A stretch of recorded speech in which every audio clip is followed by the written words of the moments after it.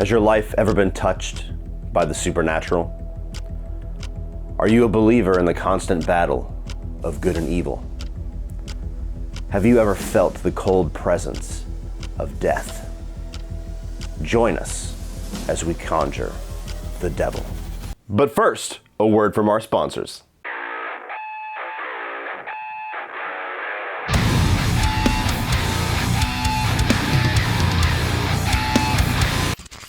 What is going on, guys? Welcome to my review of Late Night with the Devil. This is a film that I believe premiered at last year's South by Southwest, which is about a year ago. I've heard a lot of buzz for it ever since. It's going to come to select theaters here very soon, I believe this week.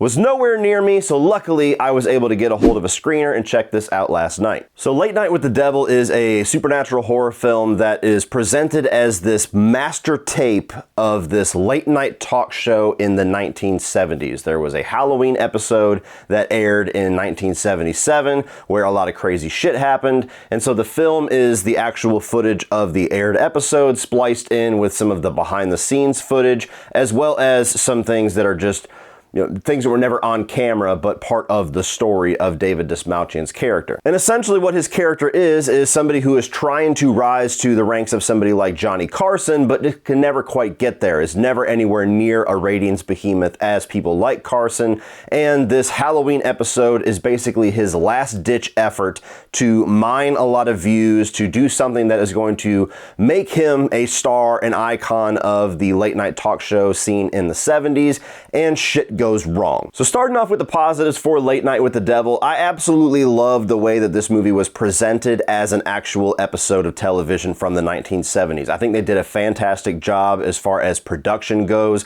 with the costume design, with the set design, with the way that it's shot, with the aspect ratio and some of the film grain that they used to try to capture some of the look of the 70s, even kind of more of that sepia tone that we used to see a lot more prevalent in that era. I think they do a really good job at filming something in modern times and genuinely convincing you that this is some tape of something from 40 plus years ago. Even just the way that the script is written and the way that the characters, primarily David, delivers a lot of these lines as an old school talk show host, where he gets very serious and looks into the camera and then turns his head and throws to commercial, and just things that very much give you the vibe and some nostalgia in certain ways of the way TV used to be, some of the simplicity of how TV used to be. And talking more specifically about the way that they actually present the movie visually to you, they do this neat trick where every time you are watching actual footage of the episode, it's in this 4:3 ratio with the sepia tone and the film grain. Whenever you cut to the behind the scenes footage that has never been seen before, it's widescreen, it's in black and white. And then areas of the film where you're not actually watching found footage, you're just experiencing pieces of the story that only David Dismouchian's character was able to experience, is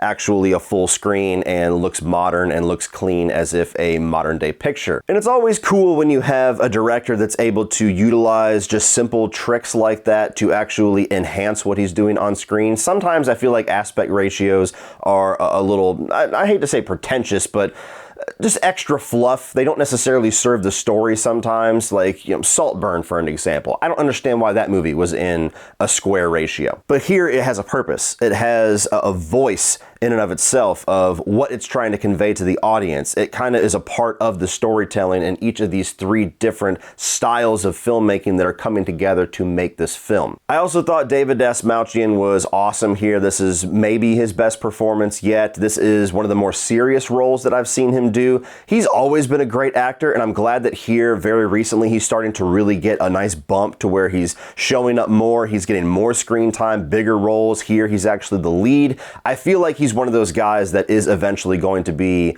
a lead actor that we're all going to be excited every single time that he's in a film. And even when he's a side character, he just makes what is going on around him a little bit better. And so where I know him from these kooky side characters from like The Dark Knight or The Suicide Squad, here he's playing playing a straight man. He's playing a radio personality that is trying to break out into TV. And so he has the charisma, he has the personality that you would need for a character like that to convincingly be a late night talk show host that actually has fans and an audience.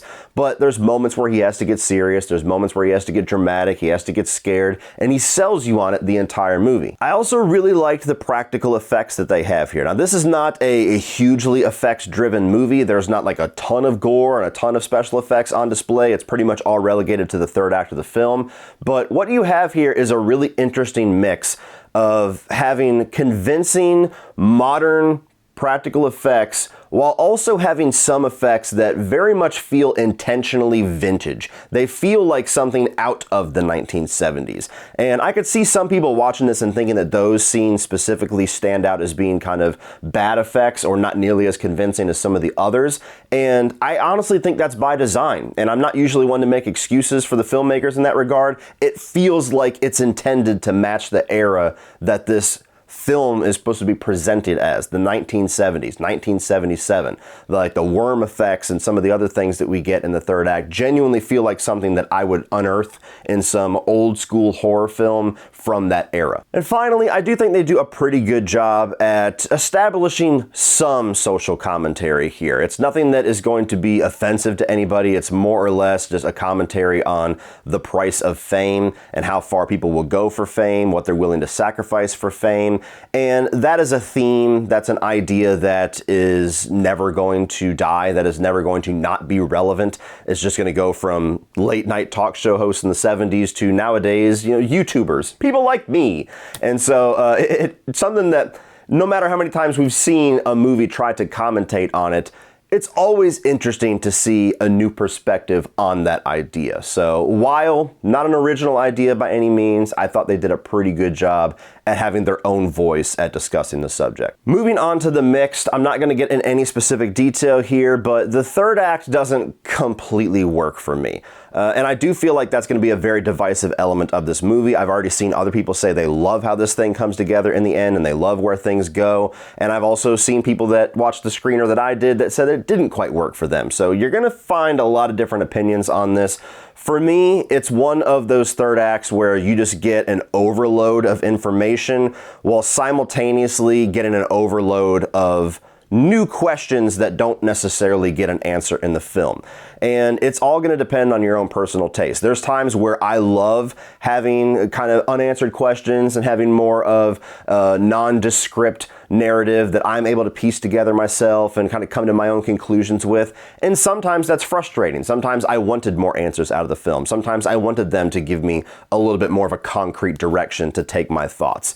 And this film is one that I don't feel like is completely successful at taking me in this direction. I actually watched it twice because I've been under the weather for the last week and I was very tired the first time that I watched it, and I was much less impressed on my first viewing, and I wanted to give it a second shot. And watching it a second time, knowing how things go in the third act, I was able to see some of the breadcrumbs in the first two acts that made the third act come together a little better for me.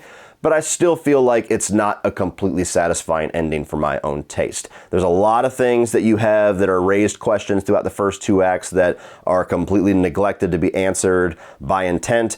And there's also some things that are introduced in the third act that you never really had any focus on that now you're left with lingering questions on. So it's going to completely depend on your taste on how much ambiguity you like in your horror films. Now moving on to the negatives. I do feel like the film drags a bit in the first two acts, especially if you're here for the horror. If you're here to be scared, if you're here to be tense, if you're here to have like these rising actions and you want to feel like this real genuine build throughout the movie, I don't really feel like it builds that much until you get to the third act. There's a few things here and there that certainly are horror scenes, but the movie has this really repetitive rhythm of having the host bring somebody out, and you have a lot of comedic back and forth, and nobody's really taking it all too seriously because we're trying to entertain an audience at home, and something a little weird happens, and then they throw to a commercial, you get some behind the scenes context, they come back, they do it again.